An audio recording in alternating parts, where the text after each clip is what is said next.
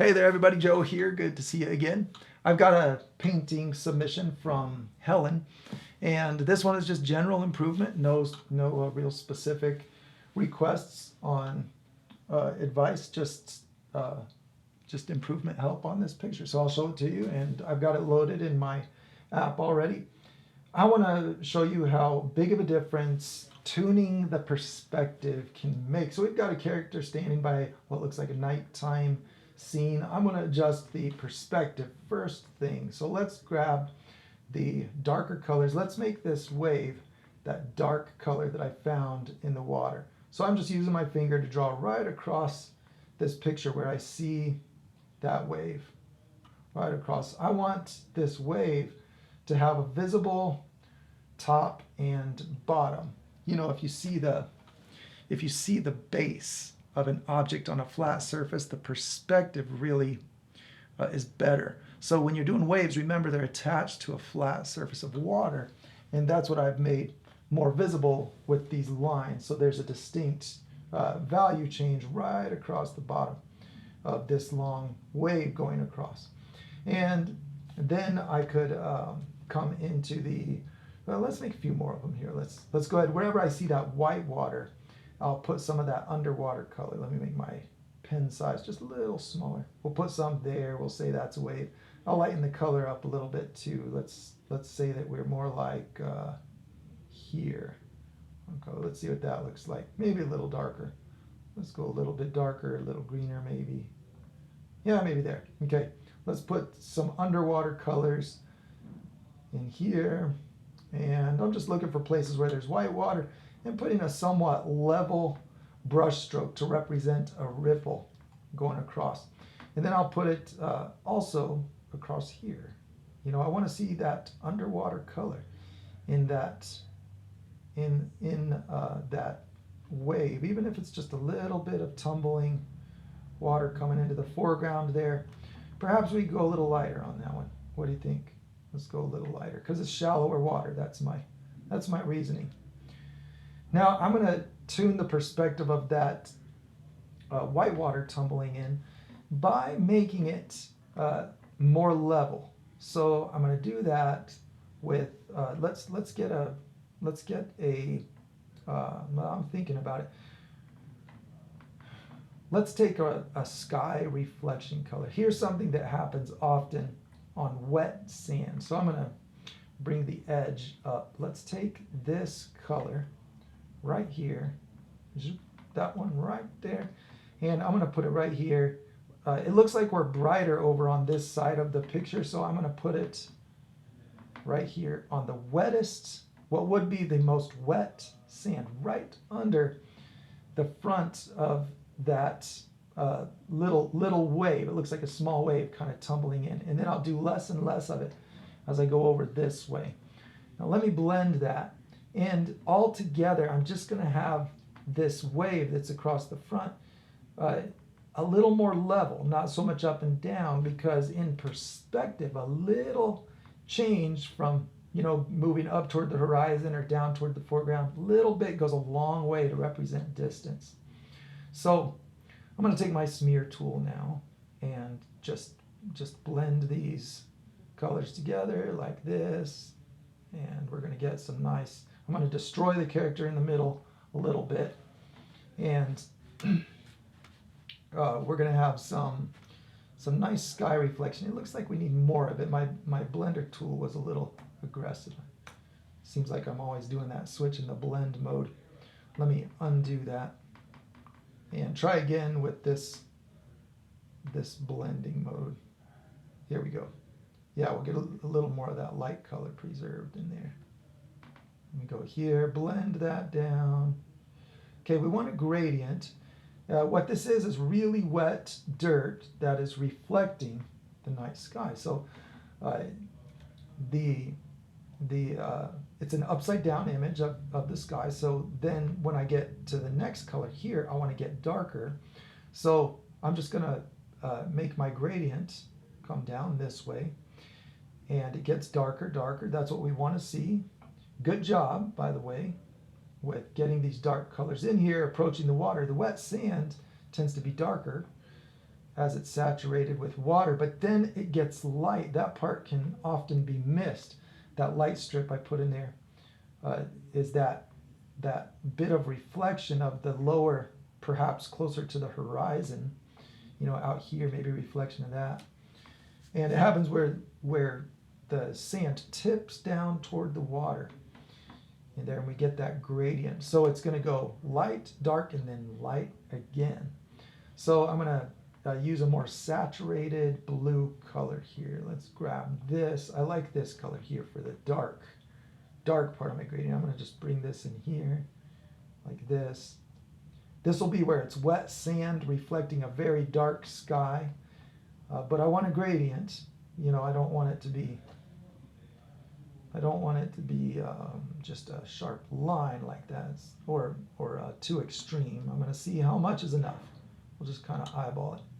We'll feel it out. I'm just using a smear tool with my finger, going back and forth. So we go to the wet sand, to the very saturated wet sand, and that's the real saturated wet sand is closer to the water and gets more of that lighter sky reflection. And I fade it out just artistically to the left, assuming that perhaps we have brighter sky to the right of our picture. Okay, now notice that in the process I've really leveled out the shoreline. And so that's not because it was wrong the way it was. You can do it how you want to. It just tends to work better with perspective if it's a little more level. So I'll do two things now. I'll take that lighter color. I'm just going to use this to make some white water. And we'll make a smaller line, and I'm just going to go across and scribble where you already have some light, what looks like splashing white water. We'll just kind of make it tumbling around, little dots. I'm just going across and doing lots of short little strokes, scribbling pretty much is what I'm doing. Oh, I don't like that. I accidentally got some repeating. That was my hand shaking there. All right, we're going to do that. Hopefully get the look of some white water. Let's get some on top of this wave. This one's tumbling in a little bit right here. Now notice that my white watercolor is a little more purplish. That's what I liked about this color right up in here. It had more of that purple tone to it. Works good for the reflection of a bluish sky on some other color of water. So I'm just going to go ahead and put that all around the tops wherever you've got white water.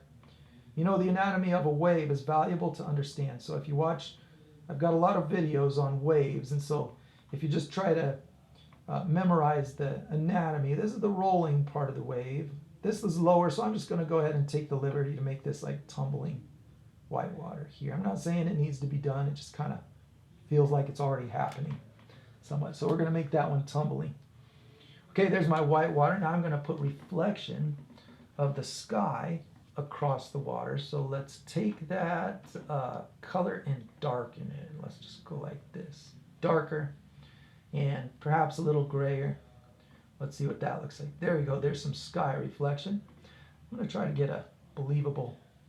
My brush strokes when I'm working with paint and not digital are similar to this shape, a tapered line, tapered on both ends. I've worked hard to get a brush stroke that's shaped just like this.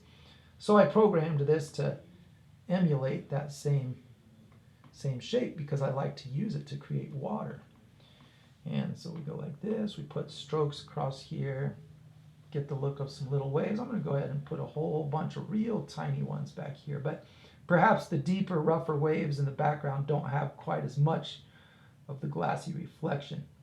From a far distance, a real rough ocean is kind of like a piece of sandpaper, spiky waves.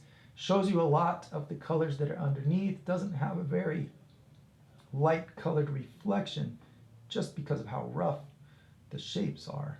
It's like a lot of tiny little spikes when you zoom out on a bunch of high pointed waves. So we'll leave this reflection real sparse as I get up near the horizon end because it's a lot of work to put a million little dots out there.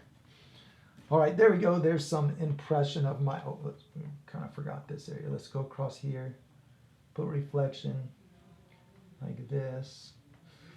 And these can just be watered down paint right on top. I've got an old video, wet on dry waves, that you can look at to see a quick technique to accomplish this look here.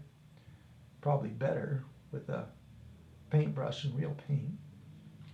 All right, we're putting a few of those in there. Now with water, with reflection, I just want to point out that this area doesn't look as nice because look at the slope of those ripples right in the middle. So water is very pattern oriented. So when I have a sudden change, let me go right to the middle and put a stroke in there. See that sudden change of angle? If you have changing angles, it stops looking like a surface of water. Very consistent angle is probably the most important element of doing water. It's probably the most important thing. Just a side note there.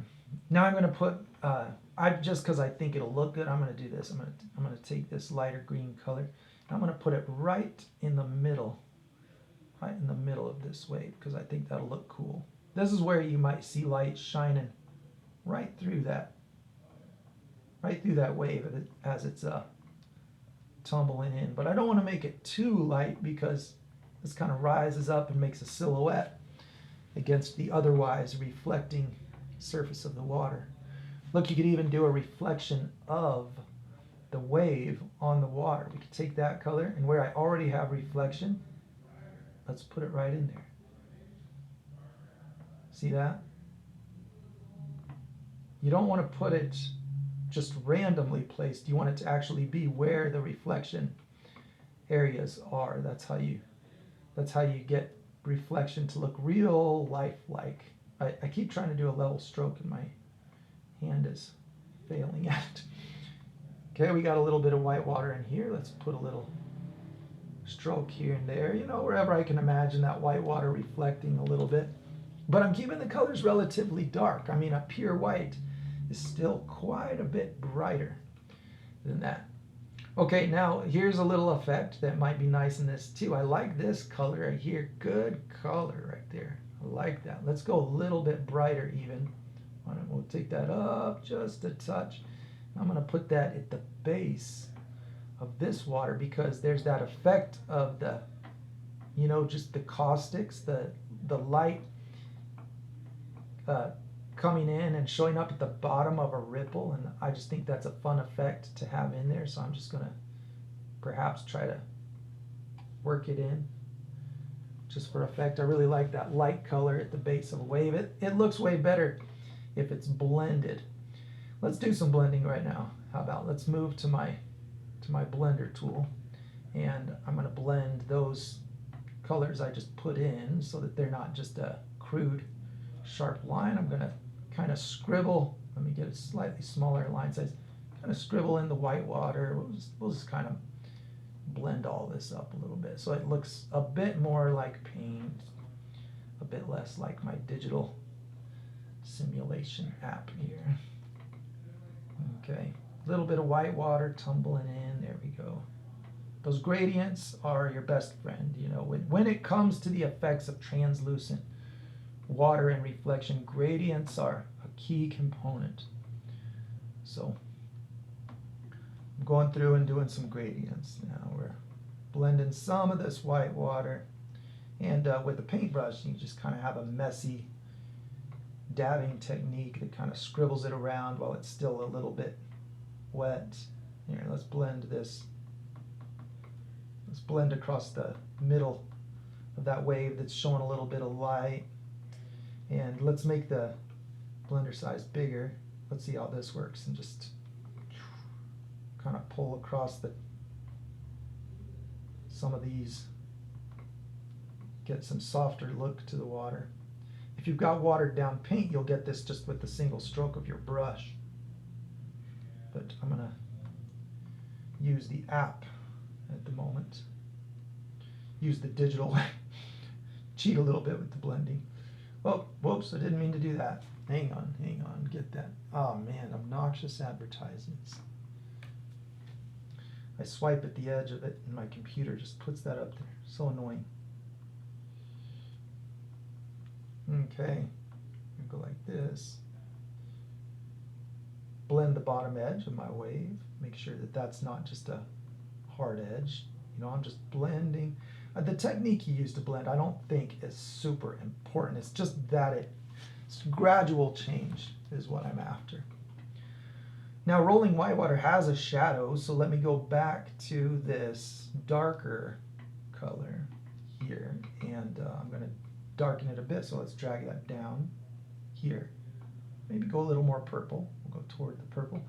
And make sure my line size is small enough, and I'm just going to go along the bottom edge of this whitewater. This makes it more three-dimensional, puts a nice evening colored shadow. That blue is a real important aspect of getting that reflective nighttime feel, because you've got a big blue sky in your picture that you're trying to reflect. So that's going to make your whitewater 3D, wherever you want it to be, really, really thick and piling off the wave.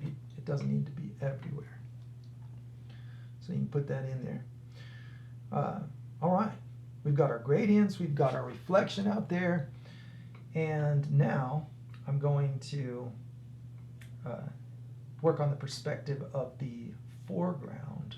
So let's see what we can do with that.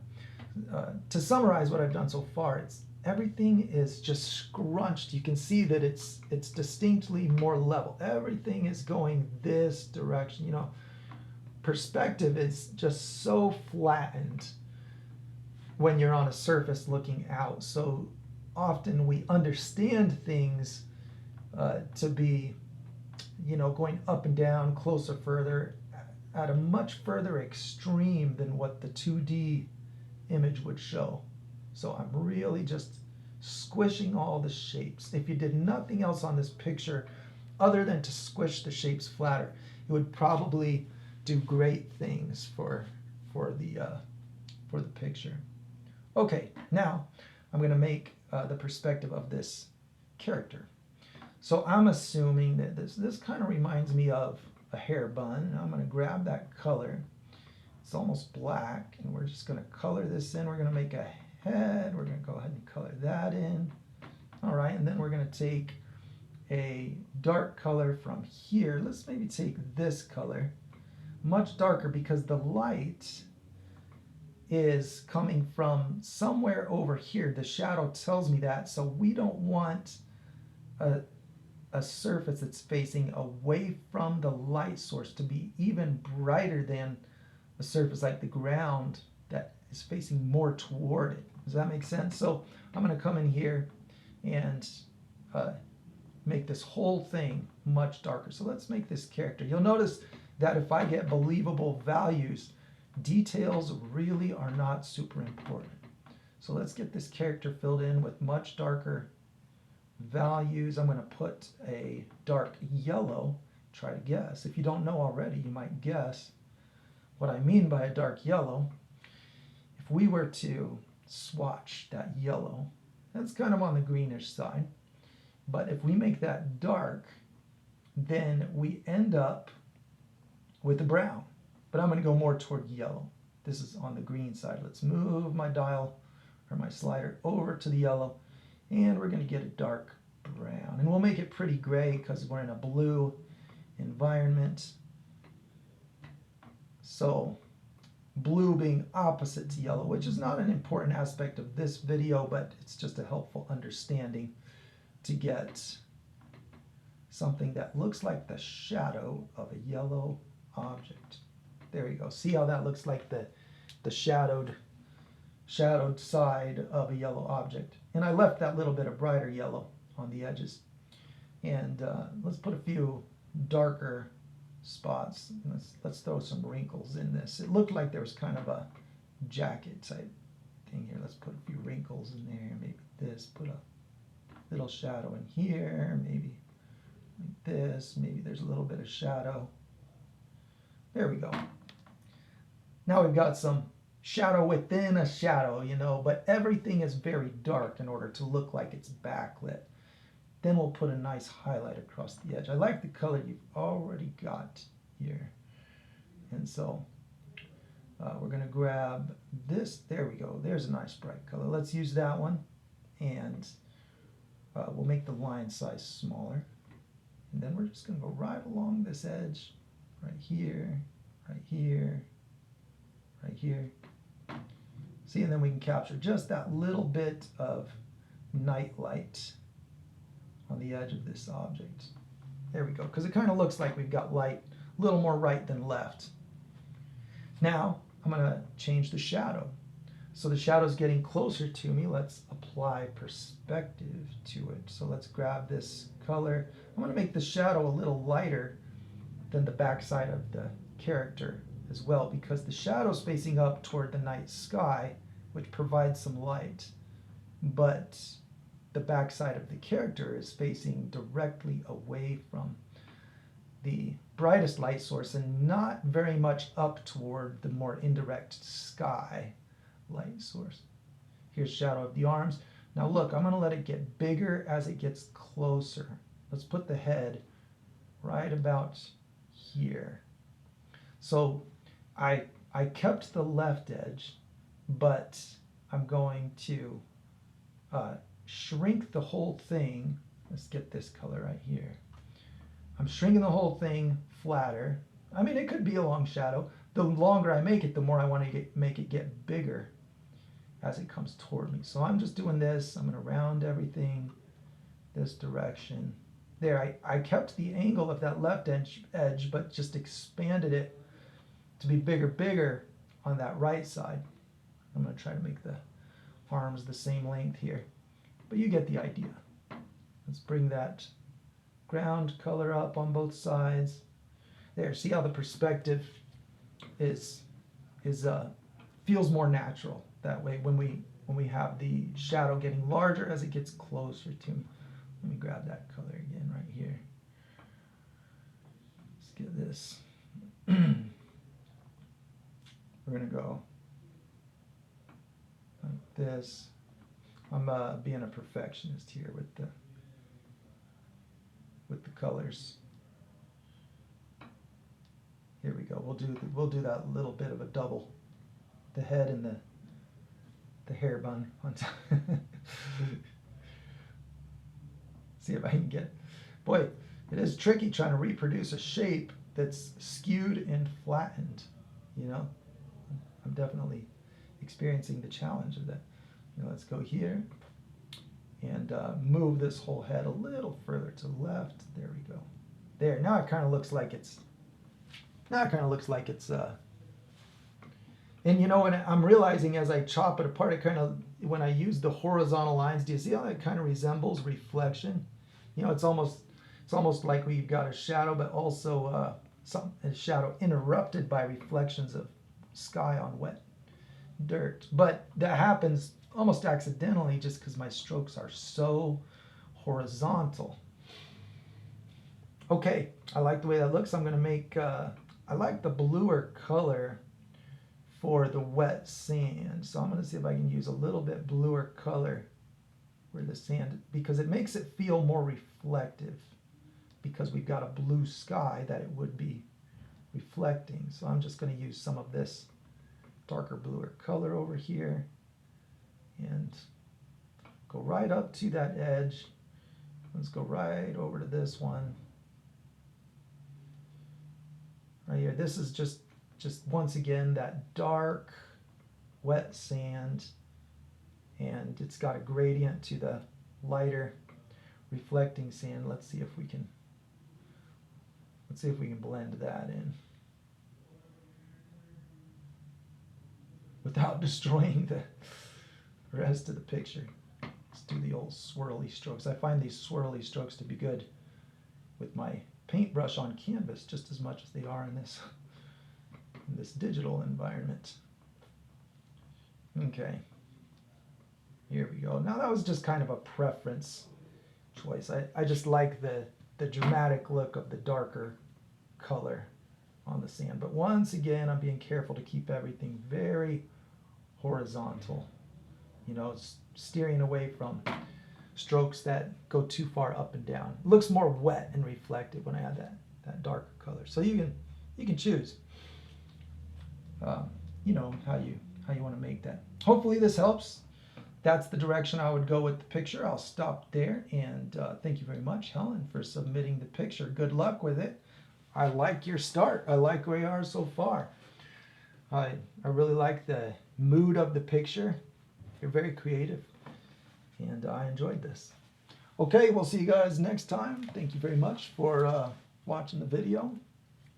And I want to remind you that on Saturday mornings at 7 a.m. Arizona time, we go live. I chat with everybody, chat with my brother, and we just have a good time having conversation and painting whatever comes to mind. No strict agenda there. So I hope you can join us early mornings on Saturday.